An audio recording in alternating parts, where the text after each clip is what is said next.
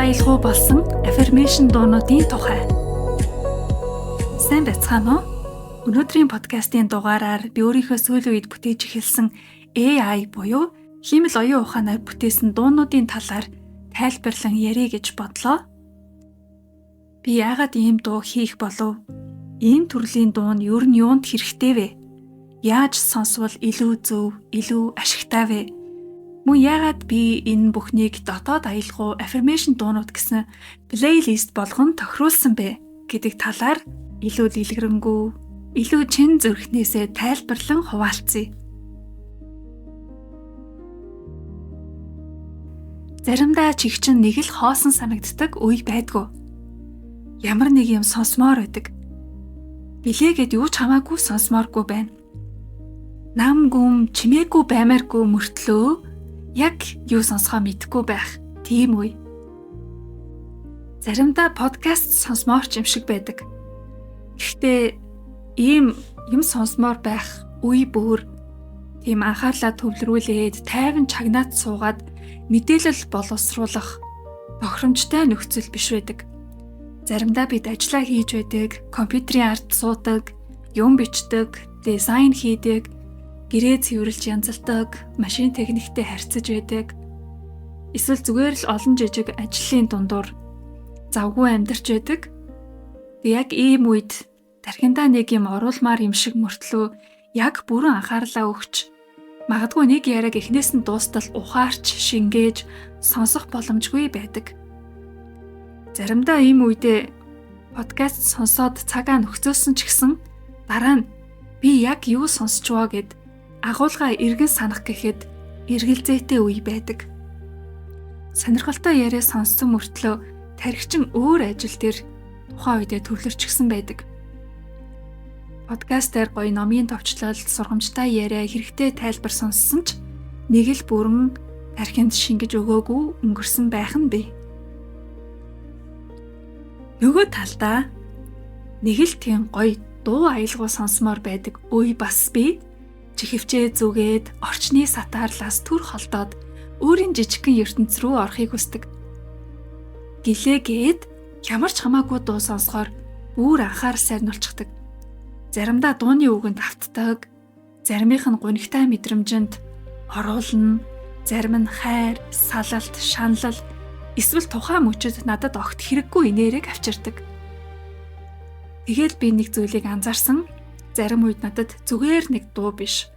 Яг надад хэрэгтэй дуу байвал сайн юм байна гэдгийг. Өөрөөр хэлбэл аялгау нь гоё, химнэл нь сайхан. Гэхдээ өгөж бас миний дотоод орон зайд хэрэгтэй байгаасай. Хөнгөн байгаасай, гэхдээ хоосон биш байгаасай. Сонсууштай байгаасай. Гэхдээ дараа надад юу ч үлдээхгүй өнгөрдөг зүйл бас биш байгаасай. Намайг жаахан ч гэсэн дээш татдаг, цэгцэлдэг, сэргээдэг, сайхныг сануулдаг байгаасай. Ийм хэрэгцээ шаардлагаас би айжмаар нэг том ойлголт руу орсон. Дуу гэдэг бол зүгээр нэг арын дэвсгэр, чимээ, бэкграунд биш. Дуу гэдэг бол үг, химнэл, давтамж, мэдрэмж, бас ухамсар. Бид байнга сонсдог зүйлсээсээ тэр бүр анзаарахгүйгээр нөлөө авч байдаг. Байнга сонссон үгс далд ухамсар руу баг багаар орсоор байдаг. Давтаж сонссон мэдрэмж нэг мэдхэд дотоод төлөв болчихсон байдаг. Хүн юу сонсож байгаагаа тэр болгон анзаардаггүй. Гэхдээ анзаардаггүй байлаа гэд тухайн сонсож байгаа зүйл нь хүнд нөлөөлдөггүй гэсэн үг биш.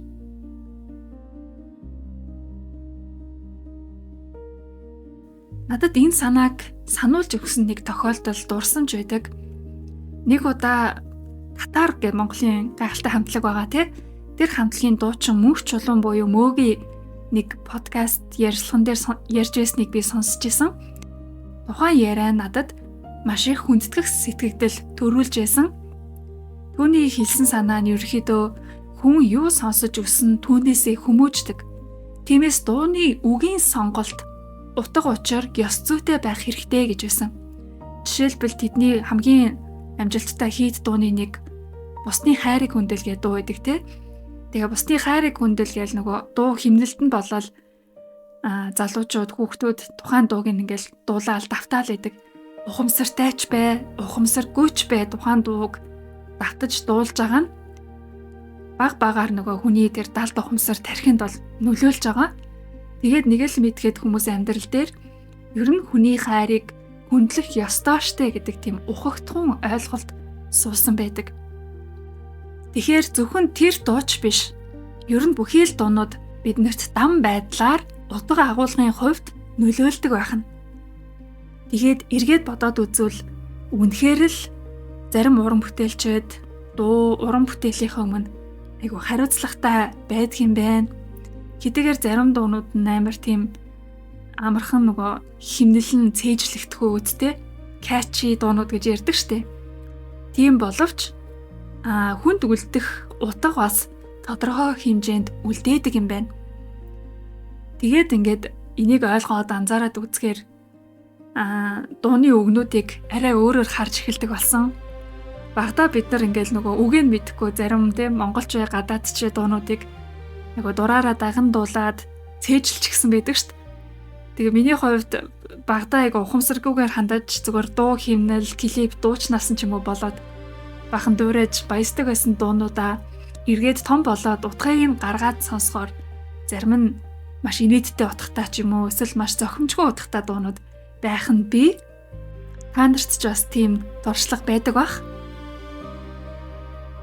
За тэгээ дуу хөгжмийг бас яг хүнд яаж нөлөөлөд байна вэ гэдгийг шинжлэх ухаан талаас нь бас сонирхоод судлаад үзлээ. Хөгжим яагаад хүнд ингэж хүчтэй нөлөөлдөг вэ гэвэл хөгжим гэдэг маань зөвхөн мэдээлэл биш бас мэдрэмжээр дамжиж ажилдаг зүйл байдаг. За тэгээ ерөнхийдөө нөгөө бид нар сонгодог хөгжмүүд те гайхалтай хөгжмийн симфони зохиолууд хүний тархинд нөлөөлдөг, ухаантай болгодог гэл нэг тийм ойлголт яриануудыг сонсч ийсэн мэддэг штэ. Тэгэхээр ихэнх хүмүүсийн хувьд бол ийм итгэл үнэмшил байгаа гэж бодож байна. Тэгээ яг яаж нөлөөлөд байна гэхээр бас энэ мэдрэмж гэдэг зүйлийг ажилуулад байгаа учраас хүчтэй нөлөө үзүүлдэг байх нэ. Ямар нэг санааг зүгээр үгээр сонсох нэг өөр эдэг. Харин тэр санааг аялгау, химнэл, сэтгэл хөдлөлтөд сонсох бүр нэг өөр. Тэгэхээр бидний тарих бол зөвхөн үг хүлээж аваад зогсохгүй. Түүнтэй хамт тухайн нэг тийм хөгжим аялгауны уур амьсгал, дотоод төлөв, мэдрэмж сэтгэл хөдлөлийг авч байдаг. Дуу хөгжим нь сэтгэл санаа, стресс менежмент, хүний ерөнхий сайн сайхан байдалтай холбоотой эерэг нөлөөтэй байж болохыг зарим судалгаануудын хариу харуулдаг байна. Мэдээж дуу сонсоод тэр нь шууд амьдралд нөлөөлнө, амьдрал өөрчлөгдөн гэж өрөөсгөл ойлгож болохгүй. Харин бид сонсож байгаа орчноо илүү ухамсартай сонгох нь дотоод байдалтай нөлөөлж болно шүү гэдгийг ойлгож авах хэрэгтэй.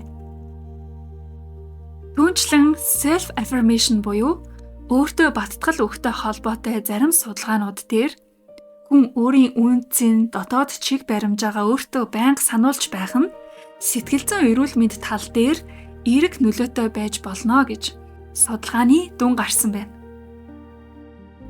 Affirmation гэдэг зүйлийг ерөнхийдөө энгийн түвшинд ойлгоод авах хэрэгтэй. Энэ нь ерөөсөө л би өөртөө ямар үг хэлж байна, би өөрийгөө ямар мэдрэмжээр дуудаж байна, би дотроо ямар хүнийг тэтгэж байна вэ гэдэгтэй холбоотой ухагтхан юм.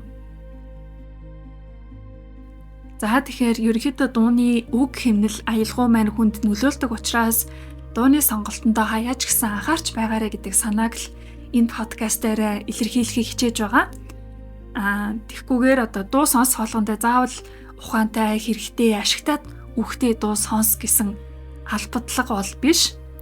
Заримдаа үхтэй дуу ялангуяа өөрийн шууд хурдан ойлгодог төрлөх хэл дээрх үхтэй дуу ч юм уу те зарим төвлөрлийн ажилд саад болж болдог.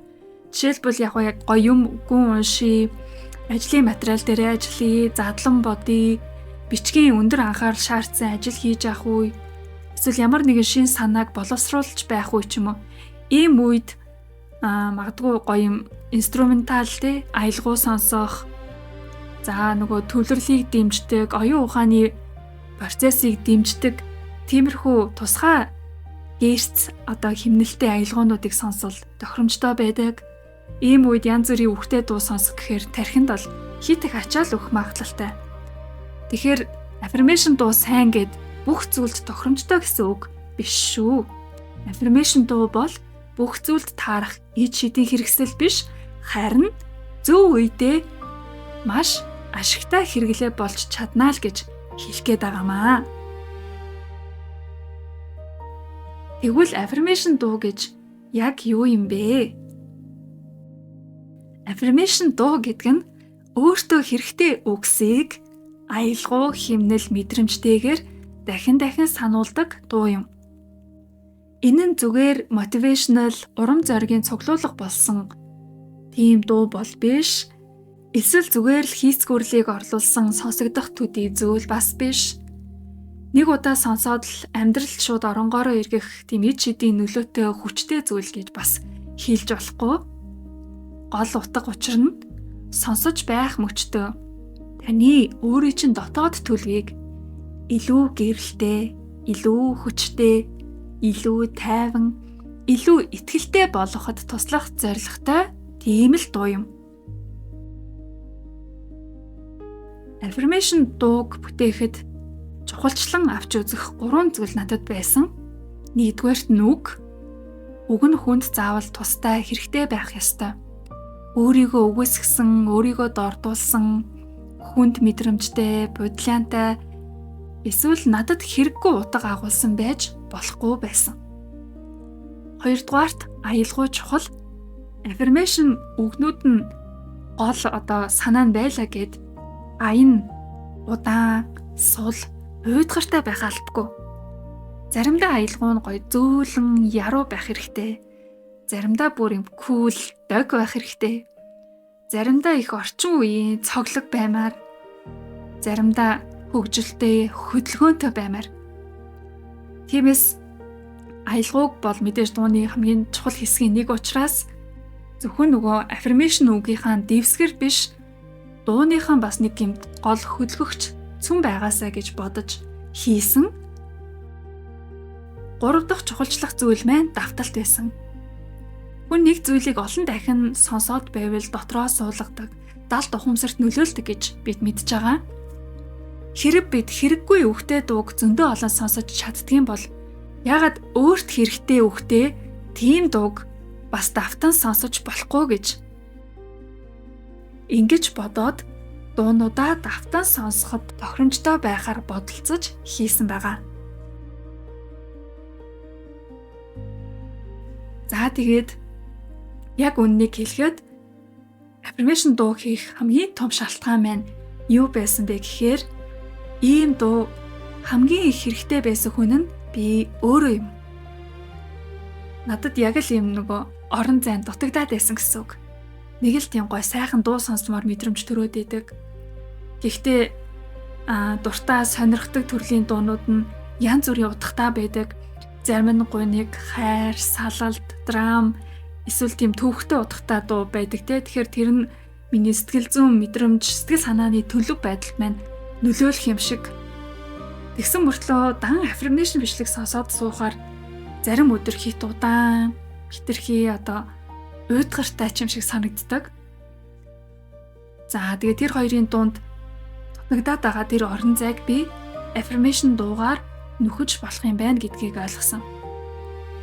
Тэгээд өөрт хэрэгтэй байсан гоё аялгаутай, сонсууштай, дахин сонсоход тохиромжтой энэ affirmation дуунууд бий болж эхэлсэн. Би бас ажлынхаа их цаг хугацааг компьютерийн хард сууж өнгөрүүлдэг учраас яг ингээд суухад ажиллаад байж хахад сонсголоор дамжаад тархи руу минь эерэг удаг нэвтэрч байвал маш сайхан байсан.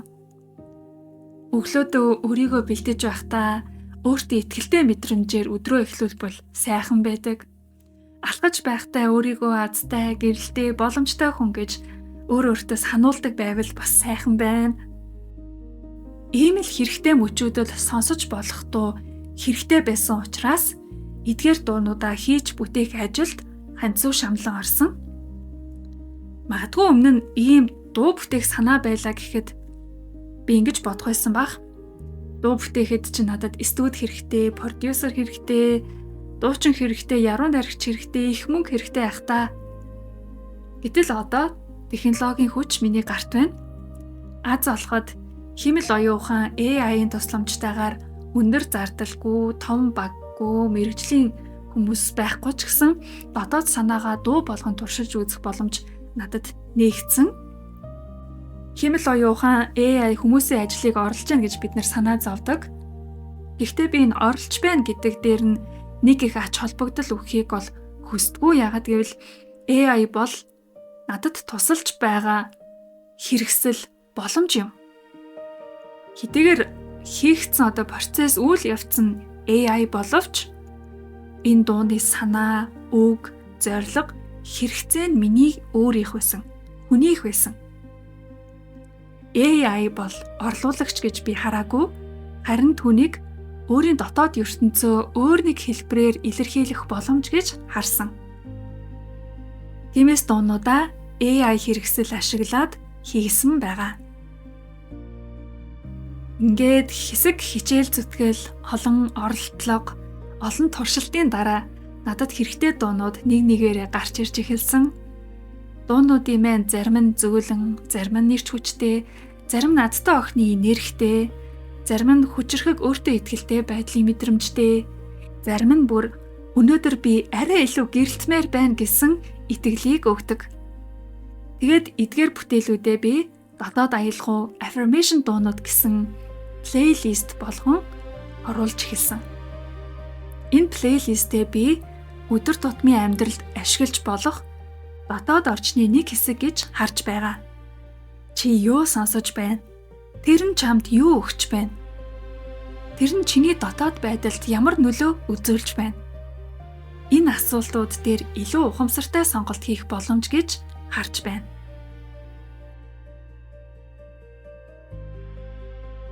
Affirmation дуунуудаа яаж хэрэглэх вэ? Өдөр тутмын амьдралдаа хэрэгжилж болох 5 санааг танд дэвшүүлж байна. Нэгдүгээрт нь өглөөний эхлэлдээ. Өглөө бидний дотоод төлөв нээлттэй байдаг. Тиймээс нүрээ будаж байхдаа, цайгаа бэлтгэж байхдаа, ажилдаа явахдаа, өөрт хэрэгтэй үгтэй дуу сонсох нь өдрийн эхлэлийг өөр болгож чадна. Хоёрдугаарт хөнгөн ажил хийх үед имэйл шалгах, юм цэгцлэх, дизайн хийх, гэрээ цэвэрлж янзлах, алхах, машин барих зэрэг үед affirmation дуугаа сонсоход тохиромжтой. Учир нь энэ үед тархичин гүн төвлөрөл дээр биш, гэхдээ бас бүрэн суулч биш байдаг. Гуравдугаарт өөрийнхөө сэтгэл санааны төлөвийг шинжлэх үед. Сэтгэлээр унсан үед, нэг л хүндий мэдрэмжтэй үед, эсвэл дотоод мэдрэмжээс солимоор санагдах үед ямар ч хамаагүй дуу биш, чамайг арай дээр мэдрэмж рүү аваажих дуу хэрэгтэй байдаг. Дөрөвдүгээрт тэмдэглэл бичих, төсөөллийн дасгал хийх үедээ. Affirmation дуунуудын маань үг нь тодорхой, утга зоригтой болохоор дотоод ажлын дасгал хийхэд ч сайхан нийцэх болно. 5 дахь дэвшүүлэх санаа өөртөө эргэж очимоор байх үед. Заримдаа бидэнд урт зөвлөгөө, мэргэн сургаал хэрэггүй байдаг. Заримдаа ердөөл нэг зөв мэдрэмж хэрэгтэй байдаг. Тэр мэдрэмжээ олоход ч affirmation дуунууд таслана. Ингээд эцэст нь дахиад нэг зүйлийг хэлмээр байна. Affirmation дуу гэдэг бол эд шидийн товч биш. Нэг сонсоод маргааш амьдрал чинь 180 градус эргэн гэсэн үг биш. Харин энэ бол өдөр тутмын жижиг сонголтуудын нэг хувилбар. Би өөрийгөө ямар үгээр хүрээлүүлэх вэ? Би өөртөө ямар мэдрэмжийг сануулмаар байна? Би дотоод орчноо юугаар дүүргэх вэ? Гэдэгт туслах сонголт юм. Бид амьдралдаа маш олон зүйлийг сонгоно. Ямар хувцас өмсгөө сонгоно, ямар кофе уугаа сонгодог, ямар контент үзэхээ, хинтээ уулзгаа сонгодог. Гэтэл юу сонсож байгаагаа тэр бүр тиймч нямбаа анзаардаггүй. Миний хувьд энэ плейлист бол яг тэр хэсэгт хийх илүү ухамсартай сонголт юм. Плейлистэд орж байгаа дуунууд маань бүгдээрээ affirmation төрлийн дуунууд боловч бүгд ижил биш. Харин тэднийг холбож байгаа нэг зүйл нь эдгээр дуунуудыг сонсоод дуусгаад чамайг дотроо жаахан ч гэсэн илүү гэрэлтэй, илүү хүчтэй, илүү тайван, илүү ихтгэлтэй болгоход чиглэсэн байгаа юм. Ерөнхийдөө энергийн давтамжийг өсгөхөд зориулагдсан. Өөртөө хайртай мэдрэмж, амжилт, боломж, элбэг байдлын мэдрэмжтэй холбож өгнө. Надтай адил хэрэгцээтэй хүмүүс цөөнгүй байгаа байх. Мөн өдөр тутамдаа mindset, дотоод ажил, өөрийн илүү сайн хувилбар дээр ажиллаж байгаач түүнийг илүү амьд, илүү гоё, орчин үеийн хэлбэрээр мэдрэхийг хүсдэг хүмүүст зориулж эдгээр дуунууд энэ плейлист бүтээгдсэн юм аа. Эдгээр дуунуудаа олон хүний өдөр тутмын дуртай хэрэглээ болоосай гэж би үнэхээр хүсэж байна. Зүгээр нэг үзээд өнгөрөх контент биш, харин хэрэг болоод байнга эргэж ирдэг зүйл байгаасай. Яг л ширээний ном шиг, яг л өдөр бүрийн жижигхэн дотоод дэмжлэг шиг. Яг л надад яг одоо энэ хэрэгтэй гэд дахин асаадаг аялгаа шиг. Үг нь чамд хэрэгтэй, аялгуун чамайг дагуулдаг, мэдрэмж нь чамайг дээш татдаг дуу сонсмоор байгаа бол өнөөдрөөс эхлээд дотоод аялгау affirmation дуунууд плейлистээр зочлоорой. Би ойрын хугацаанд энэхүү плейлистээ баг багаар баяжуулаад явна. Чи өөрийн дотоод орон зайгаа илүү сайхан мэдрэмжээр дүүргэхийг хүсэж байгаа бол дагаад хамт сонсоорой. Бид өдөр тутмын жижиг сонголтуудаараа ч амьдралаа өөрийгөө өөрчилж чадна. Өглөө юу бодож сэрэв? Өдөр юу харж суув? Орой юу сонсож тархиад өргөв? Энэ бүхэн нийлж чиний дотоод орчныг бүтээдэг. Тиймээс хаяач гэсэн өөртөө ашигтай, эерэг, хэрэгтэй, урам өгдөг, чамайг өөрлөв чинь ойртуулдаг үгтэй дуу сонсож байгаарай. Өнөөдрийн дугаарт хамт байсанд баярлалаа. Дотоод аялгау affirmation дуунууд плейлистэд яг чамд хэрэгтэй нэг аялгау, нэг үг, нэг мэдрэмж хүлээж байгаа байх. Дараагийн дугаараар уулзалтлаа түр баяртай. Баярлалаа.